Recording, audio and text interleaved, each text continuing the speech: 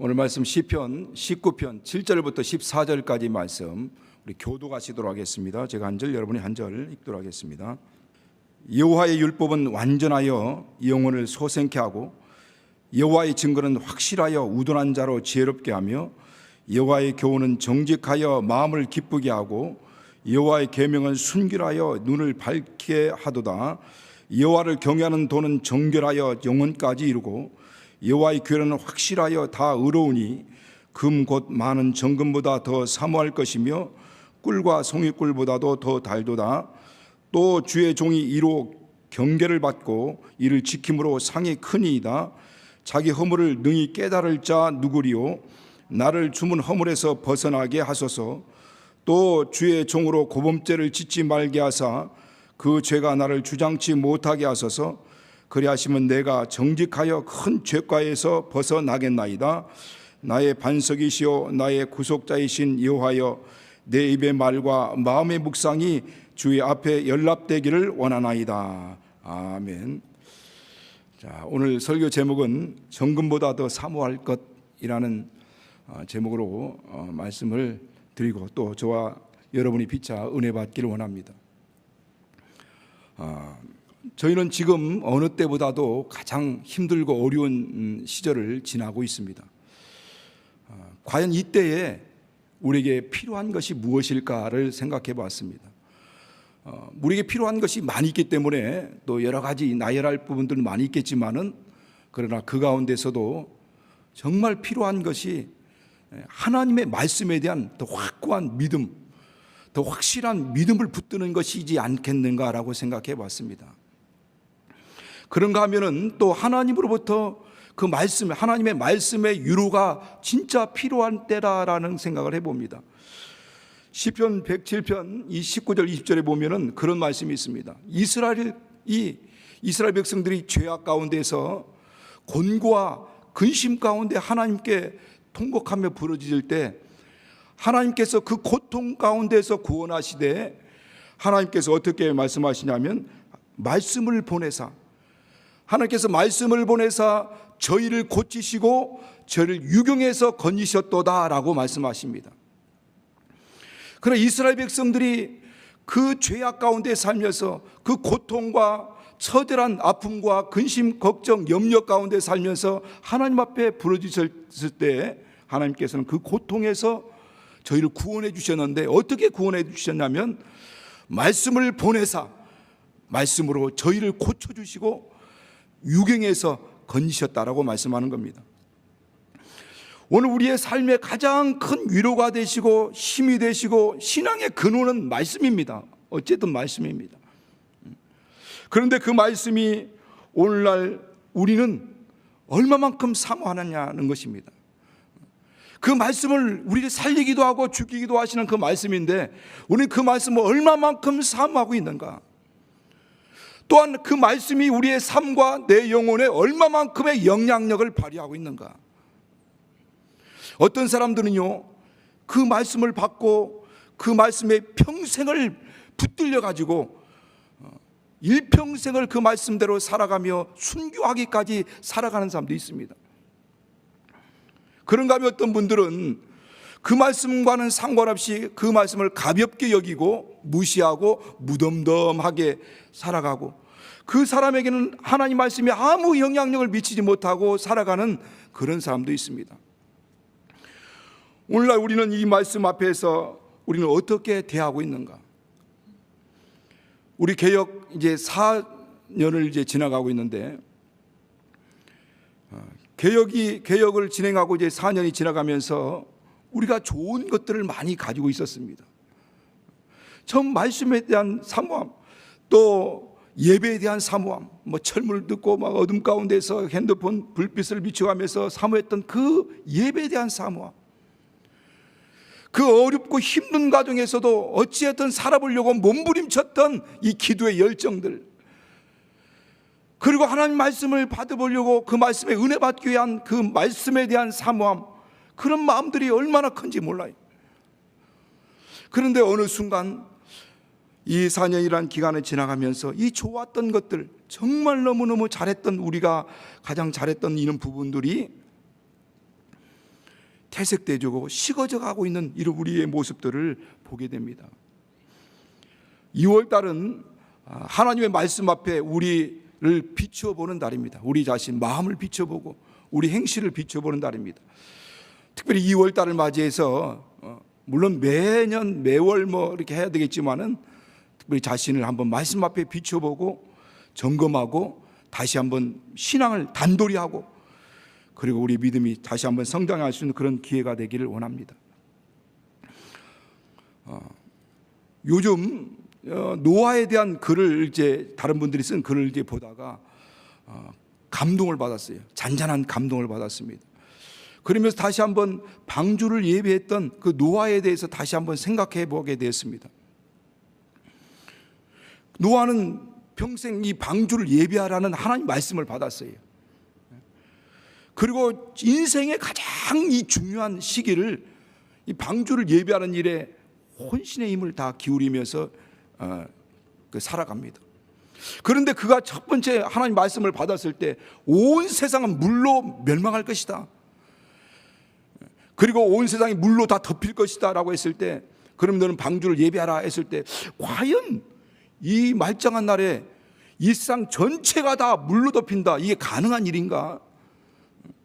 그리고 너는 이 모든 짐승들을 다 태울 수 있는 이만한 금의 방주를 예배하라고 했을 때 그 혼자서는 감당할 수 없는 만큼의 크기거든요, 이게. 그리고 1, 2년 1년, 10년, 20년 가지고 할 수 있는 게 아니죠. 그랬을 때 과연 이걸 진짜 해야 되는 건가? 평생을 가장 중요한 시기를 이 방주를 예배하는 일에 내 인생을 다 바칠 만큼 한가? 아니면 진짜 아니면 어떻게 하는 거예요? 이 인생 다 망치는 거, 헛 인생 사는 거죠. 그러면서 아마 많은 고민이 있었을 것 같아요. 우리와 같은 이 성정을 가진 사람, 엘리야도 우리와 같은 성정이 있는 사람이요, 노아도 별 수 있습니까? 우리와 같은 똑같은 사람이죠. 그렇다면 많은 고민이 있었을 것입니다. 때로는 하나님 말씀의 확신을 가지고 막 감동을 받아서 그 방주를 예배하는 일을 계속 진척을 시키다가도 어느 순간 그 10년, 20년이 지나가면서 과연 내가 이 진짜 해야 되는 거야 라고 하면서 마음에 어떤 허탈감을 가질 수도 있고 어떻게 해야 되지라고 하는 어떤 갈등이 올 수도 있을 것입니다. 이게 사람이거든요. 그럼에도 불구하고 그는 끝끝내 하나님 말씀에 순종해서 엄청난 그 기간 안에 이 방주를 예비했습니다. 방주를 다 만들었어요. 그리고 온 세상에 있는 모든 짐승들을 쌍쌍이 방주 안을 다 들인 일을 합니다. 이게 얼마나 번거로운 일입니까? 온 세상에 있는 짐승들이 다 방주 안에 들어가야 된다는 것이. 막 그런 상황들을 보고 많은 사람들, 주변에 얼마나 많은 사람들이 있었겠어요? 그 사람들이 조롱하고 또 이렇게 무시하고 미쳤다고 하겠죠. 그런 많은 이야기들을 들었습니다. 그리고 결국 문은 닫혔습니다. 그러나 문이 닫히고 나서도 일주일 동안 비는 오지 않았어요. 거기에서도 많은 갈등이 있었겠죠. 과연 내가 진짜 잘한 것인가? 이게 진짜 한 것인가? 그리고 나서 이제 비가 내리기 시작합니다. 그러나 그곳에는 이렇게 노를 저을 수 있는 노도 없고 무슨 엔진이 달린 것도 아니고 어디로 갈지 어느 곳에 정박할지 아무것도 알 수 없는 거죠. 그러나 그곳에서 할 수 있는 것은 뭐냐면 끝까지 하나님 말씀 붙드는 방법밖에 없는 거예요. 하나님 말씀 붙들고 끝까지 이겨나가는 방법밖에 없는 거죠. 하나님께 모든 걸 다 맡기는 겁니다. 말씀에 대한 확신을 가지고 그래 반드시 하나님 말씀은 천지가 변해도 변하지 않을 것이야.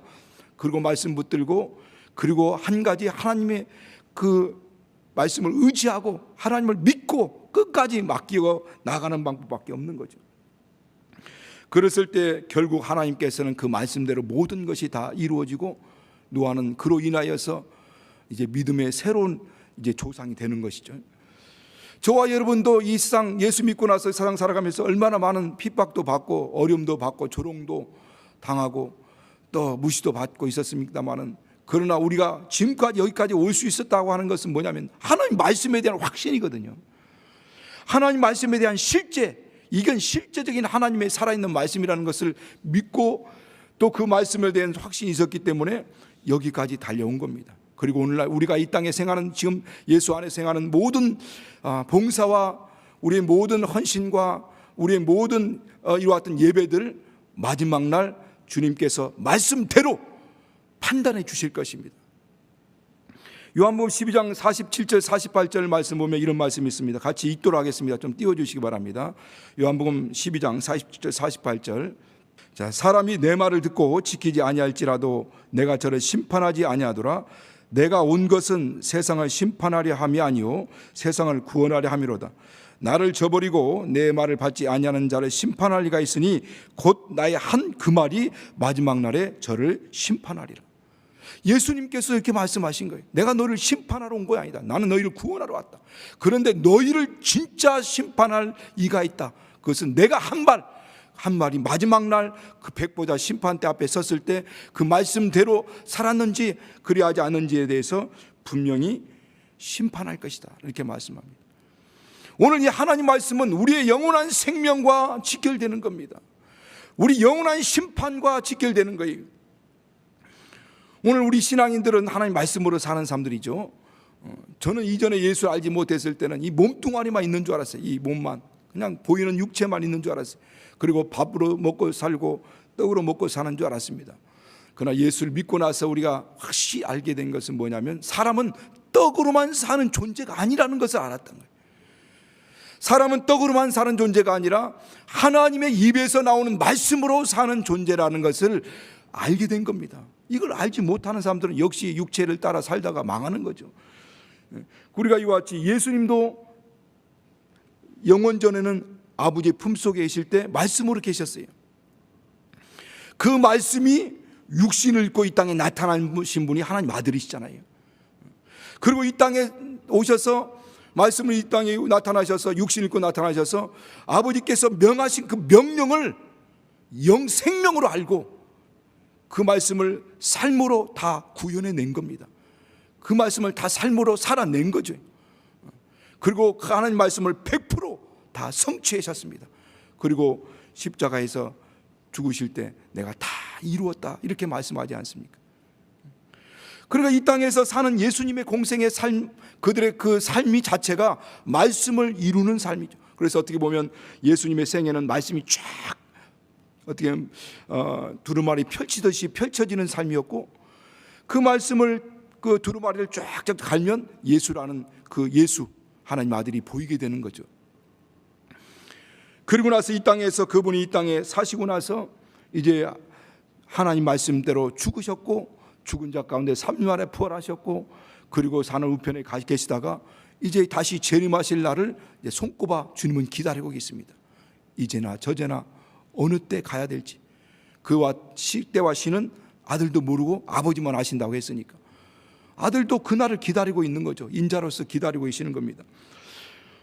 요즘 저는 이제 이런 고민들을 합니다. 저도 제가 말씀을 매일매일 말씀을 보기도 하고 또 말씀도 읽기도 하고 말씀 듣기도 하죠. 우리는 뭐 매일 말씀 듣지 않습니까? 매일매일 말씀을 보려고 노력을 많이 합니다. 말씀을 듣기도 하고 보기도 하고 말씀 묵상하기도 합니다. 그러면서 지나가면서 제가 마음에 딱 생각이 드는 것이, 아니 내가 너무 이 말씀 앞에 너무 무덤덤하구나라는 생각이 들더라는 거죠. 너무나 이 말씀을 앞에서 어떻게 보면 무관심하고 무덤덤한 무감각한 그 나 자신을 발견하고 저도 깜짝 놀랐어요.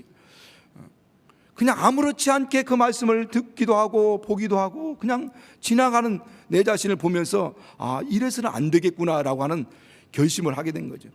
이래서는 안 되겠다. 더 긴장을 해야 되겠구나. 더 하나님 말씀에 대해서 더 정말 관심을 쏟아야 되겠구나라는 그런 말씀을 이제 그런 마음을 갖게 된 거죠.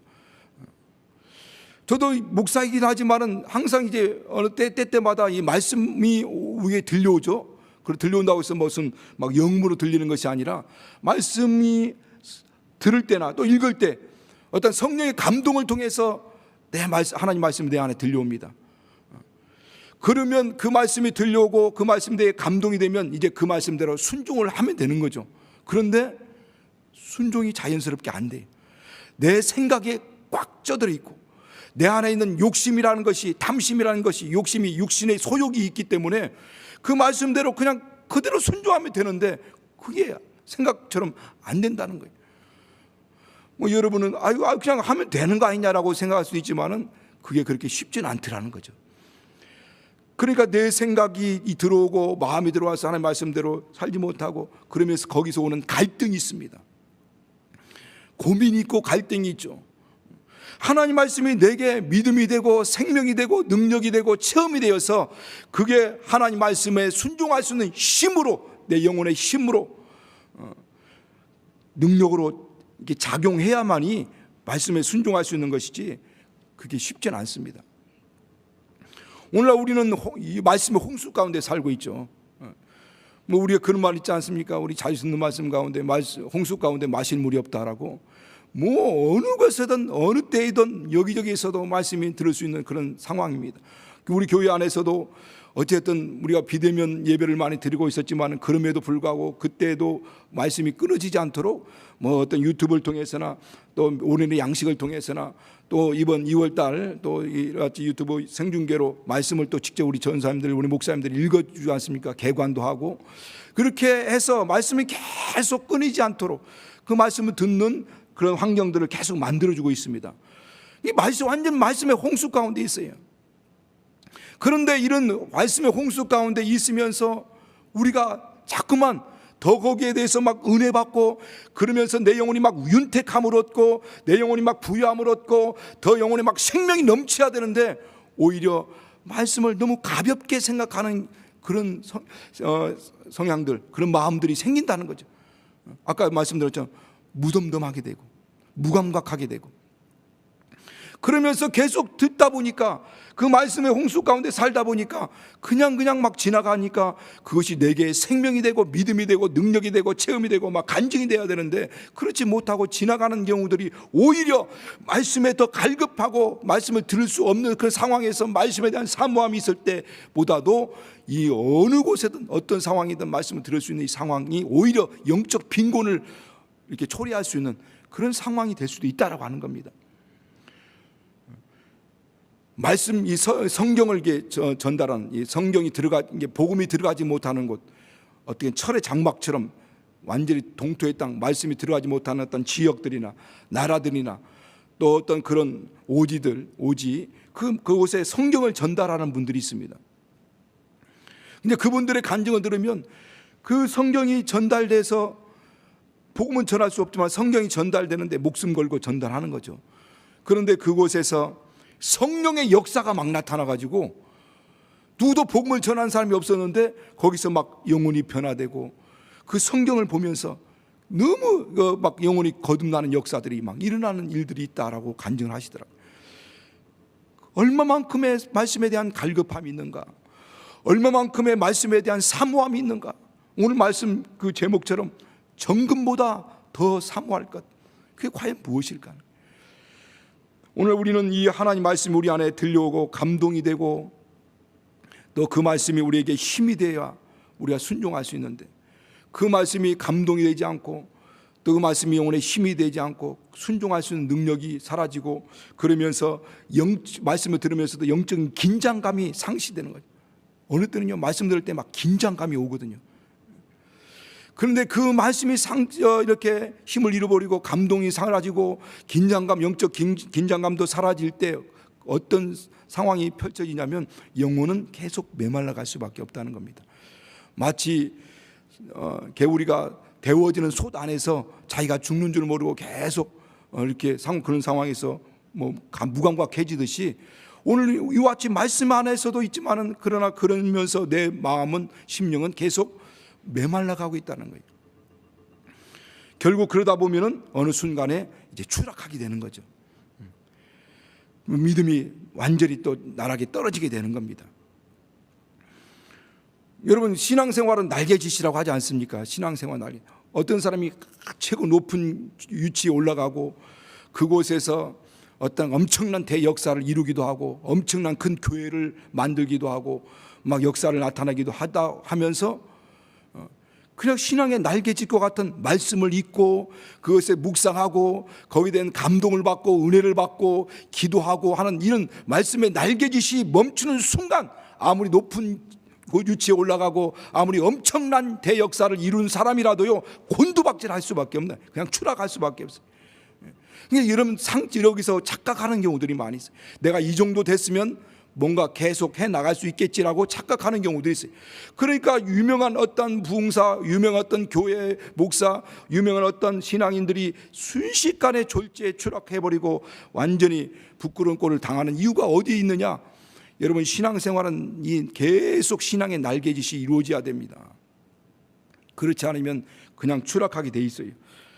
오늘 이 본문의 말씀을 보면은 그런 단어들이 계속 나옵니다. 여호와의 율법, 증거, 계명, 교훈, 경유하는 도, 규례, 이거 다 하나님 말씀을 얘기하는 겁니다. 이 모든 게 다 하나님 말씀이라는 거죠. 이 하나님 말씀인데 이 하나님 말씀이 완전하고 또 확실하고 정직하고 순결하고 정결하고 또 영원하고 의롭다 이렇게 말씀하죠. 하나님 말씀을 완전하고 확실하고 또 정직하고 정결하고 순결하고 영원하고 의롭다라고 하는 것은 왜 그러냐? 하나님이 그러하시기 때문에 그렇습니다. 하나님이 완전하시기 때문이죠. 하나님은 확실하신 진짜 아멘이시기 때문에 그렇습니다. 그분은 정직하신 분이시고 그분은 순결하고 정결하고 영원하신 분이시고 의로우신 분이시기 때문에 그 입에서 나오는 모든 것도 다 이렇다는 것을 말씀하는 거죠. 7절에 보면 여호와의 율법은 완전하여 영혼을 소생케 하고 이렇게 말씀. 하나님 말씀은 완전하다. 완전. 부족함이 없고 권리 나지 않습니다. 완전합니다. 그 완전하기 때문에 영혼을 소생케 한다는 거예요. 우리 영혼을 이 소생케 한다는 말은 살게 한다는 말입니다. 살게 한다는 말. 또 새롭게 한다는 말입니다. 하나님 말씀은 완전하기 때문에 영혼을 살게 합니다. 그리고 새롭게 합니다. 그리고 완전히 변화시켜 주는 거죠. 사람을 변화시킬 능력은 하나님 말씀입니다. 사람의 말, 어떤 글도 사람에게 감동을 줄 수 있죠. 그러나 근본적으로 그것은 사람을 변화시킬 수는 없어요. 근본적으로 사람을 살게 할 수는 없습니다. 오직 사람을 살게 하고 변화시키고 새롭게 할 수 있는 능력은 하나님 말씀입니다. 사람의 말은 입에서 나오면 어느 순간 사라지죠. 사라집니다. 그런데 하나님 말씀은 입에서 나오면 사라지는 게 아니에요. 그분의 말씀은 그분의 입에서 나오는 즉시 그때부터 그분의 말씀이 역사하기 시작하는 겁니다. 역사하기 시작하고 그분의 뜻을 이루고 그분 행한 모든 것을 다 이루신다라고 이렇게 말씀합니다. 한번 오늘 우리는 이사야서 55장 11절 말씀을 한번 좀 보겠습니다. 자, 이사야서 55장 11절 말씀 같이 읽겠습니다. 시작. 내 입에서 나가는 말도 헛되이 내게로 돌아오지 아니하고 나의 뜻을 이루며 나의 명하여 보낸 일에 형통하리라. 하나님의 말씀은 헛되이 돌아오지 않는다는 거예요. 그리고 하나님 뜻을 이루고 나의 명하여 행하라 하신 그 일에 다 형통, 다 이루어 나간다는 겁니다. 그런데 그 바로 앞절에 10절에 보면 뭐라고 말씀하냐면 이는 마치 눈과 피가 하늘에서 내려서 바로 그리 돌아가지 않고 온 땅을 적시고 싹을 나게 하고 열매가 맺히게 하고 파종하는 자에게 종자를 주고 또 먹고자 하는 자에게 양식을 주듯이 바로 이와 같이 하나님 말씀도 바로 하나님께로 돌아가지 않고 그분이 명하신 일을 이루고 그 모든 명한 일에 대하여 다 형통케 한다 이렇게 말씀하거든요. 그러니까 하나님 말씀은 그 입에서 나오는 순간 그분의 명하신 모든 일들을 다 이루기 시작하는 겁니다. 아무리 그 명령하신 말씀이 오늘 이와 같이 살았고 운동력이기 때문에. 그래서 베드로전서 조금 앞에 바로 앞에 베드로전서 1장 23절에 보면 그런 말씀이 있거든요. 다시 한번 우리 같이 읽겠습니다. 시작. 너희가 거듭난 것이 썩어질 시로 된 것이 아니요 썩지 아니할 시로 된 것이니 하나님의 살았고 항상 있는 말씀으로 되었느니라. 우리의 거듭난 것이 썩을 시, 곧 하나님 썩을 말씀이 아니라 썩지 않을 말씀인데 살았고 항상 있는 말씀. 히브리서 4장 12절에는 하나님 말씀은 살았고 운동력 있다 이렇게 말씀합니다. 그러니까 살았고 이 운동력 있는 이 말씀이 사람을 거듭나게 하는 겁니다. 살게 하는 거죠. 회복시키는 겁니다.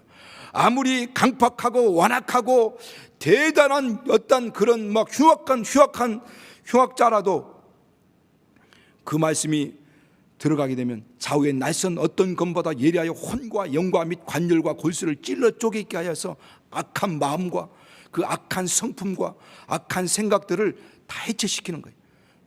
완전히 깨지게 만들고 변화시키는 겁니다. 그러니까 우리는 그런 간증들을 많이 듣지 않습니까? 저와 여러분이 그런 대상들이었고, 그런 간증의 대상들이었고, 그런 주인공들이었죠. 그렇게 완악하고 그렇게 강박하고, 세상에서는 참 사람 좋다고 했는데 예수 안에서는, 믿음 안에서 이 영적인 것에 대해서는 얼마나 완악하고 강팍했습니까? 저도 그랬거든요. 그러니까 영적인 것은 달라요, 사람의 성품하고. 그러니까 그 완악하고 강박했던 그 마음을 찔러 쪼개게 하여서 그 성품, 완악하고 악한 성품, 악한 마음들을 제거시키는 거죠. 몇 번 말씀, 저도 이 간증을 뭐 이렇게 예를 들어서 말씀드린 기억도 많이 나는데, 1994년도 온 우리 한국 사회를 떠들썩하게 하고 막 정말 아찔하게 할 만큼 큰 사건이 있었죠. 그 사건이 무슨 사건이냐면, 뭐 아마 기억나실 거예요. 지존파 사건이었잖아요. 여러분도 좀 말씀드린 기억이 나는데, 그 6명의 사람들이 결성을 해가지고 사람을 잡아 죽이자 해가지고 뭐 사람 죽이는 살인 공장도 만들고 사람을 불태워 쓰는 그런 것도 만들었어요. 그 6명 중에 김현영이라는 사람이 있었습니다. 우두밀격인데 그 사람이 그 얘기를 했어요. 잡혀가지고 막 끌려가면서 인터뷰를 하는데, 나는 사람이 아니다, 인간 아니야 나. 그래서 다 사람 다 잡아 죽이려고 해. 내가 한 가지 한이 있다. 그것은 나를 낳은 내 어머니를 못 죽이고 걸리게 잡혔다는 게 한이다. 이렇게 얘기했어요. 이게 뭐 사람이 할 말입니까 이게? 도저히 구제불능의 사람들이라고죠. 도저히 인간으로서 상식이야. 그래서 인간이 아니야 저건 라고 본인도 얘기했고. 그런데 중요한 것은 그가 이제 구주에 들어가서 많은 사람들이 기도와 말씀이 그 안에 들어가기 시작했는데, 그리고 나서 완전히 변화됐다는 겁니다. 그리고 200명의 장기수들, 보통 장기수가 된다고 하는 것은 조금 더 형벌이 더 어떻게 보면 더 심한 범죄를 한 사람들이 하지 않습니까? 그 200명의 장기수들을 전도를 했다는 거예요. 그러면서 마지막 사형을 당했는데 죽어가면서 한 얘기가 뭐냐면, 나 같은 인간도 예수 믿고 은혜 받고 구원받아 이렇게 살 수 있다는 이 놀라운 신비를 온 사람들에게 전하고 싶다. 이렇게 하고 사형장의 이슬로 이제 사라지죠. 육체는 죽었지만 영혼은 살게 되죠. 그러니까 제가 예를 들어서 몇 번 걸쳐서 말씀드리지만은, 이런 사람도 하나님 말씀이 들어오니까 좌우의 날선 어떤 검보다도 예리하여 혼과 영과 및 관절과 골수를 찔러 쪼개게 하며 마음의 뜻과 생각을 감찰하여서 그 악한 성품과 악한 생각들과 악한 마음들을 제거시키는 거죠. 그리고 영혼을 변화시키는 일들을 합니다. 이게 하나님이 우리 가운데 역사하는 일이죠. 사람의 말은 입에서 나오면 사라지지만 하나님의 말씀은 계속 그 말씀을 다 이루어가고 성취해 가십니다. 7절 중반절 이후부터 보면 우리가 방금 하나님의 말씀을 완전하여 우리 영혼을 소생케 하고, 그 후에 보면은 여호와의 증거는 확실하여 우둔한 자로 지혜롭게 하며 여호와의 교훈은 정직하여 마음을 기쁘게 하고 여호와의 계명은 순결하여 눈을 밝게 하도다. 여호와의 경외하는 도는 정결하여 영원까지 이르고 여호와의 규례는 확실하여 다 의로우니 금 곧 많은 정금보다 사모할 것이며 꿀과 꿀송이보다 더 달도다라고 이렇게 말씀하지 않습니까? 하나님 말씀은 우둔한 자로 지혜롭게 하고 또 마음을 기쁘게 하고 또 눈을 밝게 한다는 겁니다. 그러니까 우리가 세상에서 많이 알고 많이 배웠고 이게 정말 똑똑하고 이것이 지혜로운 자가 아니라는 거 알죠. 그것은 성경에 보면 초등학문이라 이렇게 얘기합니다. 성경에서는 영적으로 보면 초등학문이다. 그러나 비록 우리가 세상에서는 많은 걸 배우지 못하고 남들처럼 많은 것을 알지 못한다 할지라도 우리는 가장 최고의 고상한 지식을 알고 있는데, 바로 하나님에 대해서. 지혜의 근본이고 지식의 근본은 하나님을 경외하는 것이라고 하지 않습니까? 가장 최고의 고상한 지식, 고상한 지혜를 가지고 있는 자들이죠. 그러니까 이런 우리가 우둔한 자로 지혜롭게 하고 우리는 어떻게 살아야 될지를 알지 않습니까? 이 세상 어떻게 사는 게 가장 최고의 삶인지를 우리는 알고 있어요. 얼마나 지혜로운 자예요. 얼마나 똑똑한 자입니까? 세상 많이 알고 안다 알지만 어떻게 살지를 모르고 방황하고 인생 허비하는 인생들이 얼마나 많습니까? 그런가 하면 그 마음을 기쁘게 한다는 거예요. 하나님 말씀이 우리 안에 들어오니까 우리 안에 영혼이 살아나게 되고, 정말 환경은 상황은 어렵고 힘들지만은 내 안에 이미 영원한 것을 가지고 있기 때문에 그것을 기뻐하는 겁니다. 그래서 예수 믿는 사람들은 세상 것 환경과 상황에서 오는 기쁨을 가지고 있는 자들이 아니라 내 안에 정작 내 안에 가장 중요한 것이 있어요. 예수님은 이 땅에 오셔서 가장 소중하고 가장 가치 있고 가장 중요한 것을 내 마음속에 내 영혼에 심겨주시고, 그분은 모든 걸 우리 안에 다 주시고 인자로 가셨어요. 인자로. 그것이 내 안에 예수 이름을 주셨고, 내 안에 성령을 주셨고, 내 안에 진리를 주셨고, 내 안에 영원한 생명을 주셨습니다. 그리고 내가 하나님의 나라가 돼버린 거예요.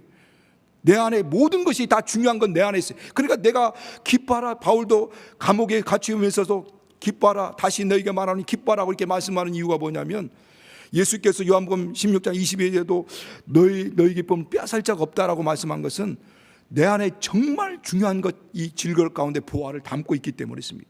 그러니까 내 안에 있는 것으로 기뻐할 수 있어. 우리는 충분히 영원한 생명, 너 하나님의 나라, 하나님 통치하시는 나라가 내 안에 있는 겁니다. 하나님 나라는 여기 있다 저기 있다 못하네. 하나님 나라는 너희 안에 있다라고. 우리 안에 하나님 나라에 나를 통치하시는 분이 만왕의 왕이고 만주의 주가 되시는 하나님이십니다. 예수 그리스도가 나의 주인님이시고, 그리고 나를 통치하니, 그래야 하나님께서는 하신 자가 저를 지키시면 악한 자가 만지지 못한다라고 요한일서 5장 18절에 말씀한 것처럼, 하나님이 우리를 지키시면, 하나님이 우리를 통치하시면 누구도 우리를 건널 수가 없는 겁니다. 그게 하나님의 나라라는 것이 하나님의 통치력이 미치는 곳을 얘기하는 겁니다. 그러니까 바로 오늘 우리가 이와 같이 하나의 기쁨이 우리 안에 다 있는 거예요. 그러니까 우리가 환경, 상황, 여건들은 여의치 않다고 해서 그거 쳐다보면 날마다 좌절, 낙심하고 슬퍼할 수밖에 없지만, 진짜 하나님은 질그릇 가운데 보화를 우리 안에 주시고, 예수님은 그냥 인자로만 가셨어요. 우리는 그것으로 기뻐하는 겁니다. 정말 내게 중요한 것이 있구나. 내 안에 진짜 최고의 것이 있구나. 이 세상에 줄 수 없는 최고의 것이 있다는 것을 알게 된 거죠. 그리고 우리 영혼의 눈을 뜨게 하신 겁니다. 영적 세계를 바라볼 수 있는 영혼의 눈을 뜨게 하신 거죠. 말씀을 통해서 내 눈을 밝혀 주신 겁니다. 그래서 영적 세계를 보게 된 거죠. 이 땅에는 보이는 몸뚱아리만 있는 게 아니라 바로 영혼이 있다는 것. 그리고 바로 우리 육체, 이 육체적인 물리적인 육체만 있는 게 아니라 영적 세계가 있고 영적 존재들이 있고 귀신도 있고 천사도 있고, 그리고 이 세상에는 바로 물리적인 우주가 있는가 하면 저 영적 세계에 천국이 있다는 것도 알게 되고, 또 이전에는 우리는 아무 의식도 없이 귀신에 대한 존재는 아무 의식도 없이 살았지만, 성경에 예수님이 귀신 쫓는 것들을 보고 우리가 실제로 그런 경험을 하면서 보이지 않는 영적 존재인 실존 이 귀신이 우리가 예수 이름을 명할 때 반응하지 않습니까? 반응. 이전에는 뭐 그런 것들이 있었습니까? 그런 반응들이 실제적인 영적 보이지 않는 세계가 반응하게 되고, 천사들이 우리를 막 돕게 되고, 우리 기도가 하나님 앞에 상달될 때 천사들 그 기도를 듣고 하나님 보좌 앞에 가지고 올라가지 않습니까? 이런 영적 세계를 볼 수 있는 이 눈을 뜨게 해주신 거죠. 그러니까 우리의 눈을 밝혀주신 거예요. 뭘? 말씀을 통해서 밝혀주신 겁니다. 11절을 보면 주의 종이 이로 경계를 받고, 뭘로? 말씀으로 경계를 받고 이를 지킴으로 상이 크나이다. 경계를 받는다라고 하는 것은 내가 한 행동이 옳고 그른지에 대한 것들을 분별할 수 있다는 겁니다. 그래서 오늘 내 그랬던 행동을 제한하고, 그리고 거기에 대한 경계와 교훈을 받고 하나님이 원하시고 기뻐하신 뜻대로 나간다는 거예요.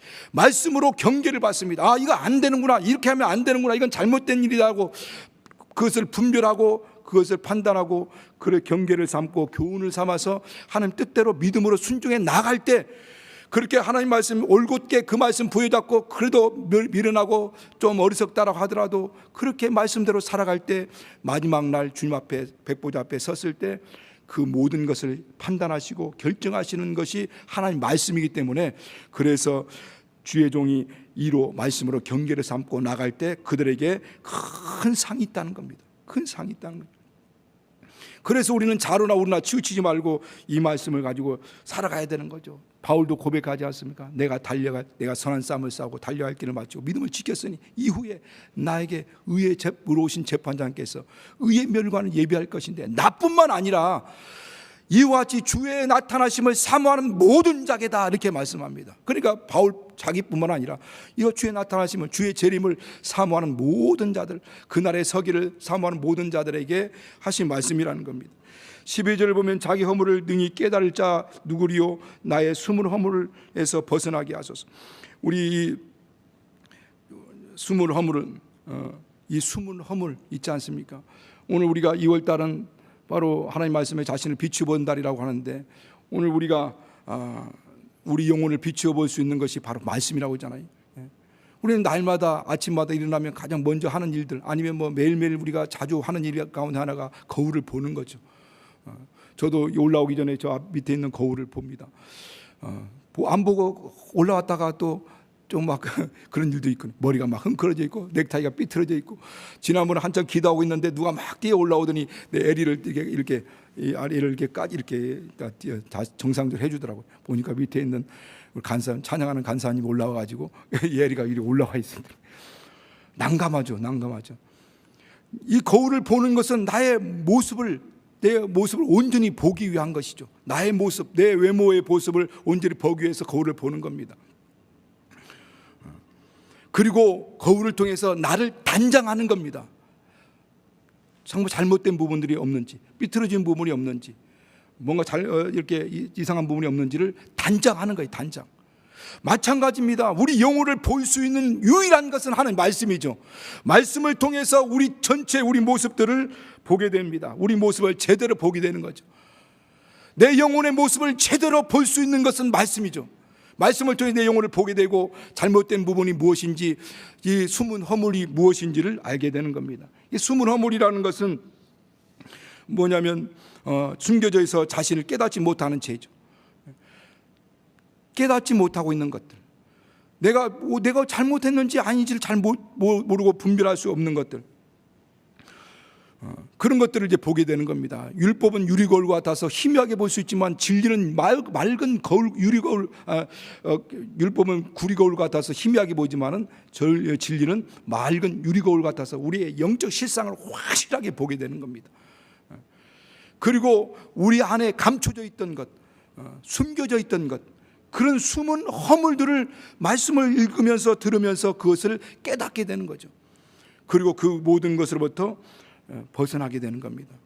어떤 분들은 예수 믿고 나서 이전에 알지 못했던 그런 죄가 파노라마처럼 쭉 지나가더라. 그리고 그것을 막 눈물 고물면서 회개했다라고 하는 간증들을 들었습니다.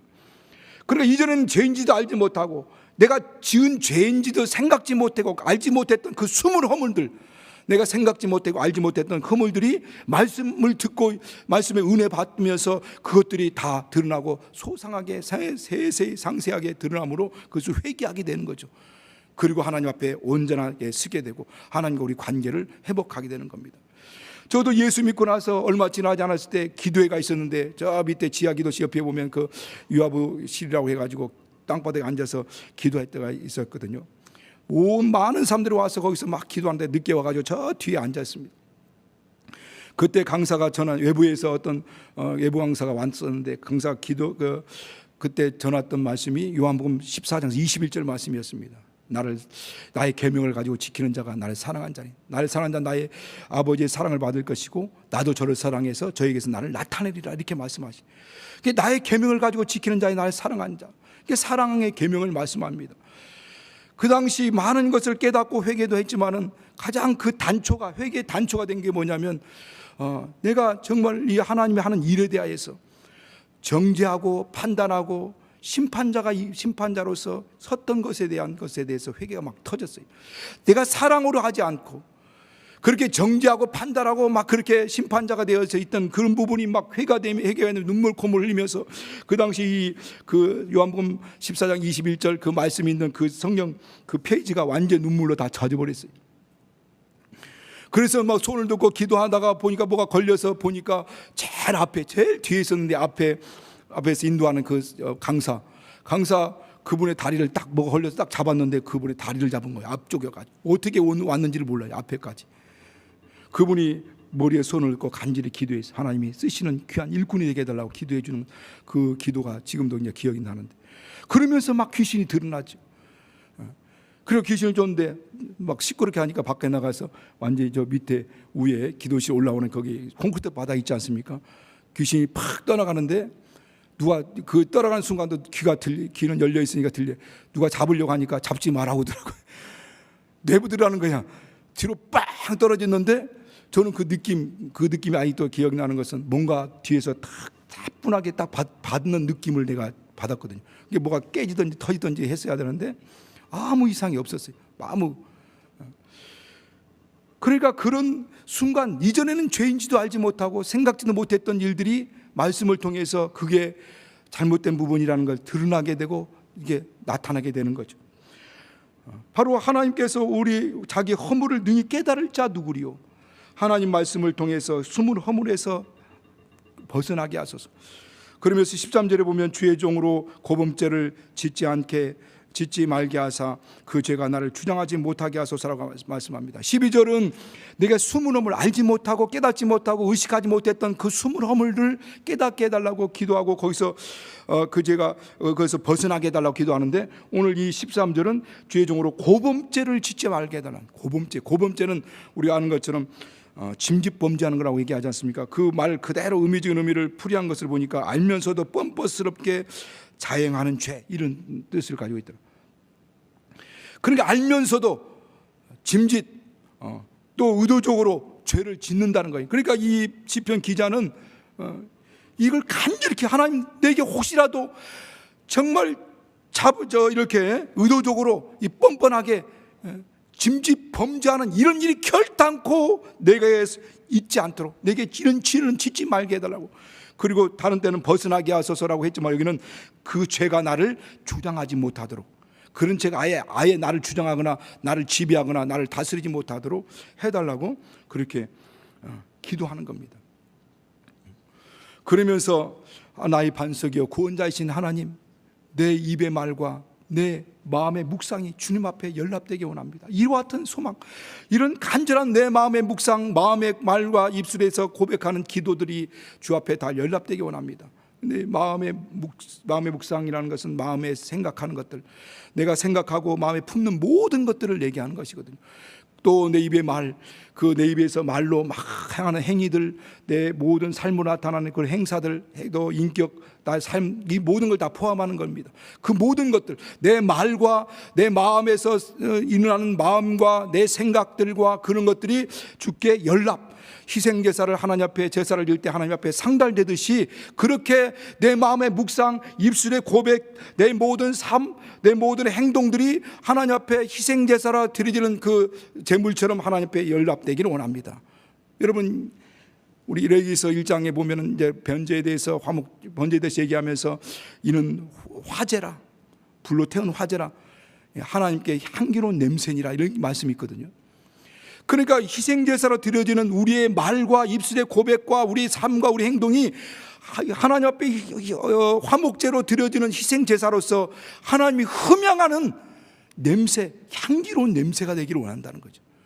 우리 안에서 나오는 추악하고 악한 말들이 아니라 진짜 하나님이 받으실 만한, 흠양할 만한 말, 마음도 생각도 우리 행동과 행실들이 하나님이 정말 보시고 흠양하시는 말, 흠양할 만한 그런 냄새, 그런 향기가 되기 원한다는 거죠.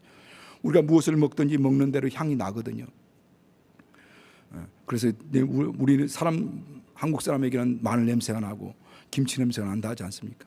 그런데 말씀을 많이 먹고 묵상하고 그 말씀이 내게 체질화되고 체험이 된 사람들은 우리 안에서 예수의 향, 말씀의 향이 뿜어져 나오는데 내 입에서도 말씀의 향이 뿜어져 나오고 내 행동을 통해서도 내 착한 행실을 통해서 하나님께 영광 돌리라는 것처럼 그렇게 하나님의 향이 나는 겁니다. 말씀의 향이 나는 거죠. 오늘 본문을 이제 마무리하겠습니다. 오늘 이 본문 말씀, 다윗은 본문 말씀을 통해서도 정말 곧 많은 정금보다 더 사모할 것이 뭐냐? 하나님 말씀이다.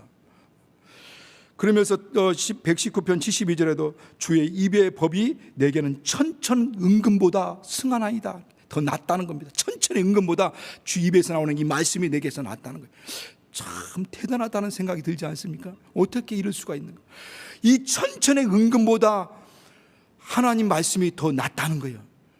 이 곧 많은 이 정금, 금인데 어떤 금? 정금이요. 정금인데 어떤 정금? 많은 정금보다도 더 사모할 것이 뭐냐? 하나님 말씀이라는 겁니다.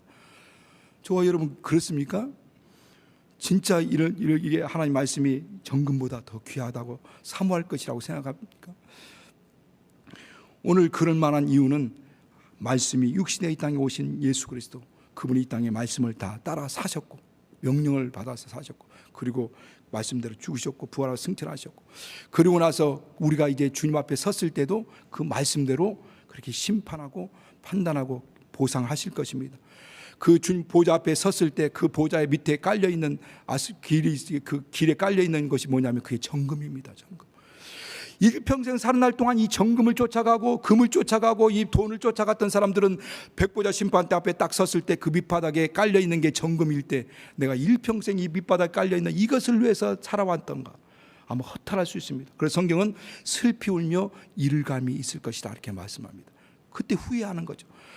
그 밑바닥에 깔려 있는 이 정금, 그러나 하나님 말씀이 얼마나 영화롭고 그 말씀이 유대한 건지를 거기 가면 이제 알게 되는 겁니다.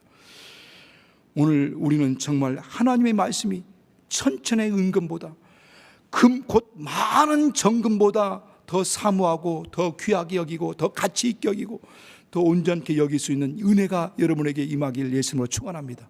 우리 시간 같이 기도할 때 하나님의 성령으로 감동하여 주셔서 오늘 이 말씀에 따라서 우리 자신을 비춰보고 우리 자신을 회개하고 주 앞에 온전히 설 수 있는 한 달이 되게 도록 기도하시고, 정말 또 이와 같이 은금과 천천의 은금보다 더 귀하게 여길 수 있는 이와 같은 은혜가 내게 영혼에 임하게 해달라고 예수 한번 부르시고 같이 기도합니다.